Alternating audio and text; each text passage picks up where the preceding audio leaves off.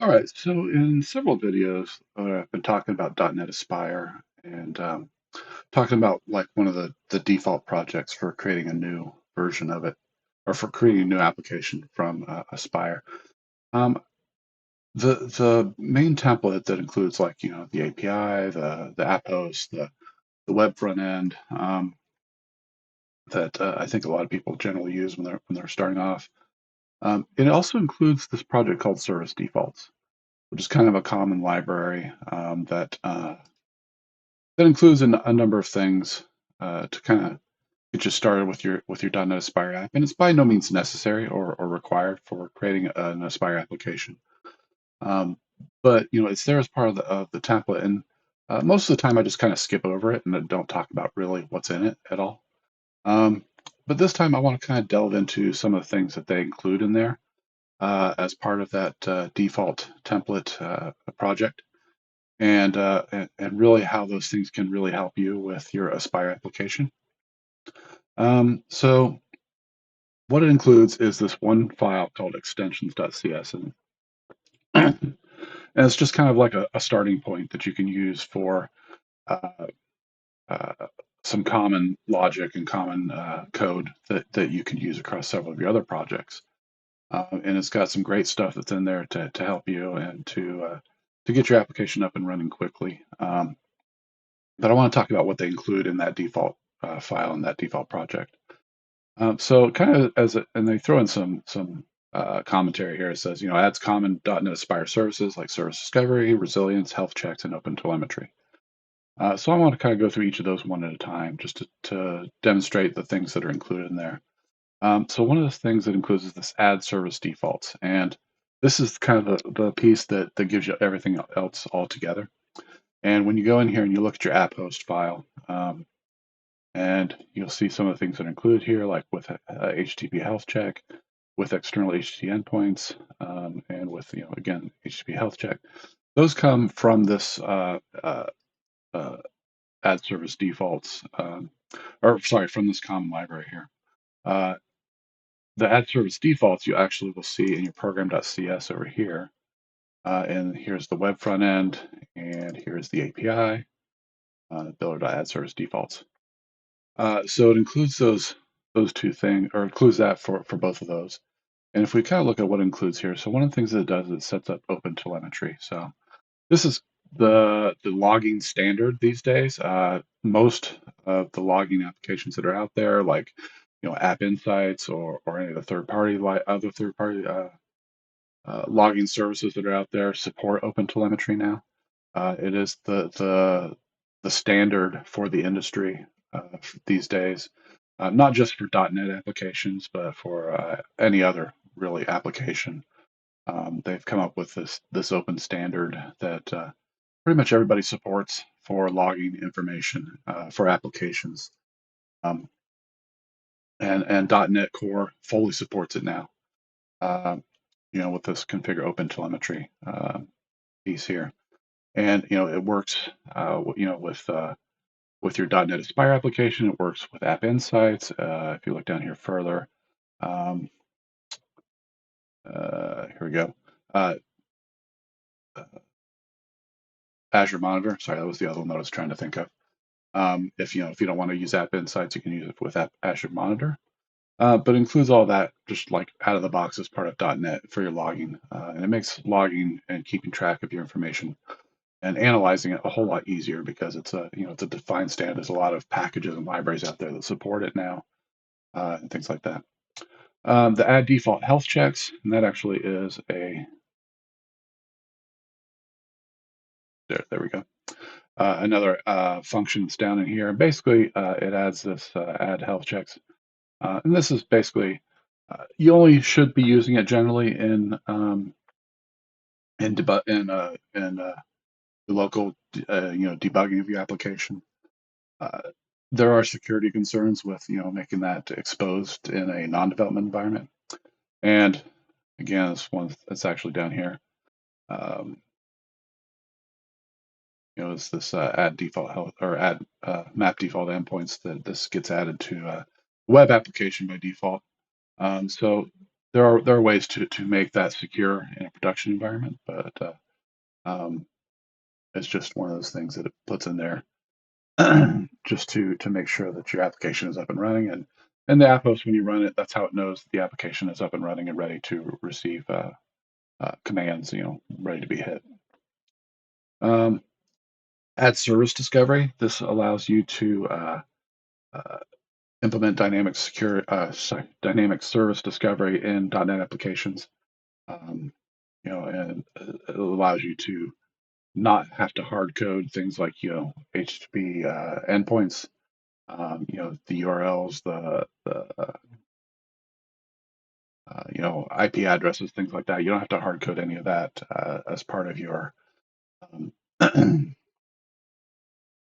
uh, HTTP client setup. You can add that to your dependency injection as part of the iService collection. Um, it's just allows you to use like a common name, so you can call it uh, by API service instead of calling it by the actual URL.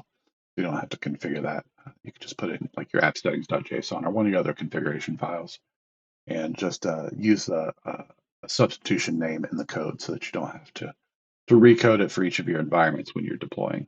So that's one of the things that's kind of built into .NET Core, starting with version 7, I think, or version 8, one of those.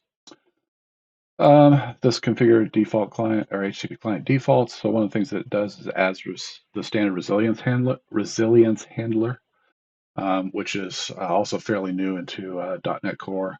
It implements functionality like retry, like making sure that uh, your calls to external endpoints, are functionality, things like timeouts, things like retry pipeline, rate limiting, things like that to help your application to function uh, well and to fail gracefully when it's trying to call out to these other things.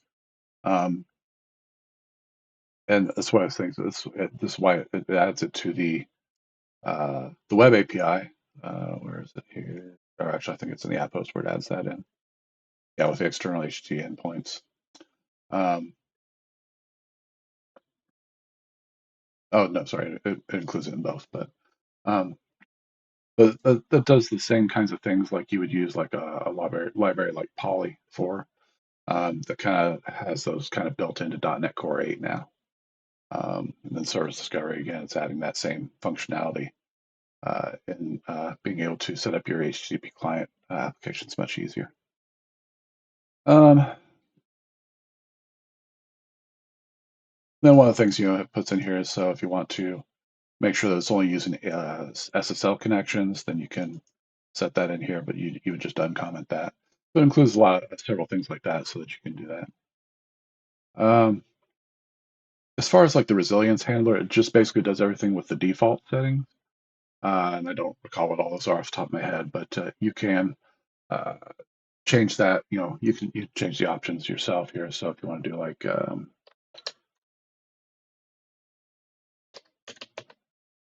so if you want to set the timeout, if you want to set up circuit breaking, set up rate limiting, retries, say maybe retry equals 2. So you want to do a maximum of 2 retries. So you can do that yourself. Or you can just accept what all the defaults are, and that's in the documentation. We'll explain to you what all the default options are for each of those.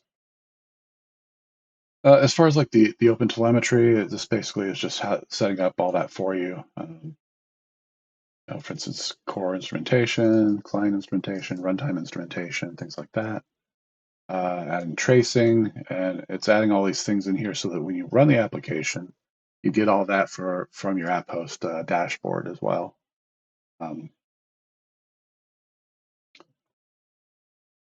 Let's give that a minute to spin up here.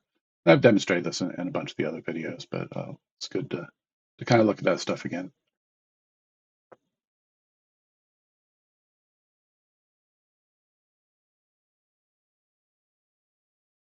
Again, here's the health checks here. It's one of the things, and like normal, I forget to spin up my Docker desktop. Take that out of the way here. Okay, but my Docker images aren't running yet. There we go. Now it's spinning up. So it's using those health checks to make sure that everything is up and running and functioning correctly. Things like the open telemetry, it's giving you the stuff like the console logging, the tracing, all that kind of stuff. Um,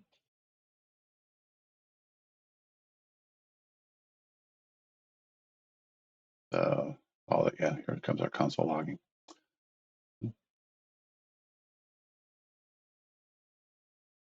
All that comes from the open telemetry and things like the tracing. Let's see here, traces. There we go. So all this tracing comes from that open telemetry setup as well. So this functionality, it helps your app host to give you all that information that helps your debugging process. And the exporter is here, so that just allows it to export that information from .NET to whatever you're going. And like I say, if you're just going to use App Insights or something like that, you can just use the default that's in here, or if you're just using the dashboard, this is all you need. Um, but if you do use App Insights, then you can add that to your configuration settings, and it'll automatically pick that up and send your logging to App Insights as well. We kind of walked through the health checks before. And this gives you this map default endpoints gives you both the health check endpoint, which is the self, not self, yeah, /health and /alive. Those are given to you by this down here. And that's the stuff that it gives you kind of out of the box. So you have that built in, ready to go. You want to add other stuff to this. I mean, that's obviously very easy to do. And you may ask yourself the question, why bother? And that's part of the benefit of using App Insights, or not App Insights, benefit of using Aspire is that it gives you the stuff, especially using the default uh, application template. It gives you the stuff out of the box and ready to go, so that you don't have to add any of that coding yourself. But it's very easy to add that again if you're going to add Aspire to an existing application. Um, then it's very easy to add that as well. Creating this project, or you can add it into any of your other common libraries. The only thing you have to do is create your extensions class with the builder, and that way you can add those things in your app host. You can add those things in your API projects and your web application projects, whatever it might be. That uses the standard builder setup. It's very easy to create that extension and add those kinds of things, and that is part of the benefit of Aspire, is giving you that centralized configuration of everything. You're putting it all in one place. You're not repeating yourself, so you're not having to do configuration in multiple places. That's the whole idea behind Aspire, is to be cloud ready by default. To be uh, able to get these applications up and running as quickly as possible with the maximum number of benefits without having to write a bunch of that code yourself. Um, things, all this stuff as far as the development process, to write all these things yourself, to create an application that would give all this stuff to you would take weeks of effort, from your development team. And here it is in Aspire. It's all there. It's ready to go, and um, you don't have to deal with any of that yourself. Um, and it's all part of your application. So again, you've got the open telemetry, you've got the health checks, you've got uh, uh, all this stuff out of the box. It's part of your service defaults project that comes with the base template. But um, it just makes it, the whole thing reusable, and it makes it much cleaner and much easier to work with. So that's what you get out of the box, and they're constantly improving and adding to the Aspire templates and Aspire itself. So I imagine, as we go on down the road with the next version, we've got .NET 10 here on the horizon, um, and coming in just a few short months. And I can't wait to see all the things that they managed to get in there for version 10. But even if they don't get all the stuff that's immediately planned, the roadmap's out there, the things that they're working on, and it includes some as I recall, some updates to the service defaults as well. So I look forward to seeing that, and even if it doesn't get changed a whole lot, what it's already given you out of the box is great stuff. So that's what's in there, and that's what, again, the whole benefit of Aspire. Thank you.